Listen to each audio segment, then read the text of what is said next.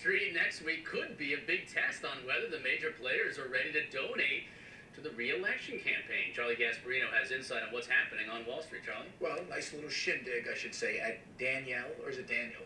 However you want to put it, fancy New York City restaurant. Fancy New York City, what is it, 60th East, 65th? I didn't get quite invited, there it is. I didn't get quite invited, but I just might try to pop in. What's interesting is you look at the... Wait, you're going to crash? There are Secret Service agents. Do not crash. I'm sure they're going to be there waiting for me. If you look at the invite list, it's pretty interesting because it's not exactly the top tier of Wall Street. I know that's hard to see.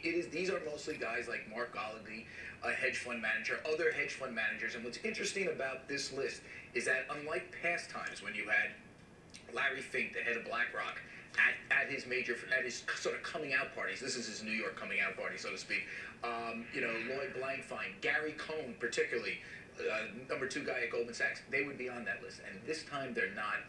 We're looking for clues. A lot of people are looking for clues whether Wall Street will step up to the plate as they did in the past for Obama. In 2008, I think 70% of all Wall Street contributions went to the president for his election, for a successful election over John McCain.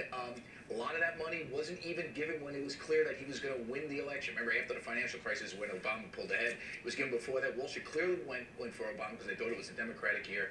And this is really interesting. Are they going to do it this time? And here's what we know. As I said, this list, pretty devoid of the top players. They are taking what has been described to the Fox Business Network as a wait-and-see attitude. What are they waiting to see? They're waiting to see the Republican candidate. They're waiting to see whether the president's poll numbers go up.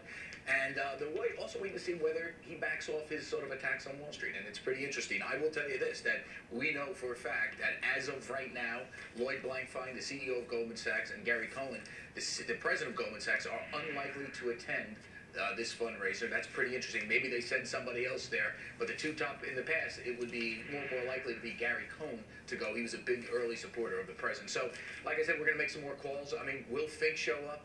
Will Greg Fleming, the number 2 at Morgan Stanley, that was also one of those early supporters of Barack Obama, will he show up? And we're gonna be reporting this throughout the day. But it's clearly a wait-and-see attitude among the big Wall Street players. What I'm wondering is, will Wall Street, as it has in elections past, always go with one candidate? Or because this year, since especially on the GOP, it's so up in the air, maybe what's the likelihood Wall Street divides?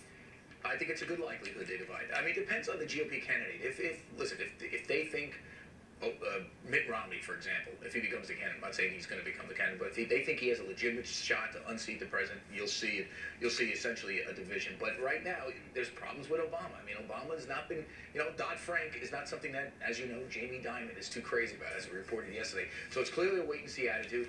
Listen, I think, one of the problems the Republicans are going to have with raising money from Wall Street is that the driving force inside the Republican Party are the Tea Partiers.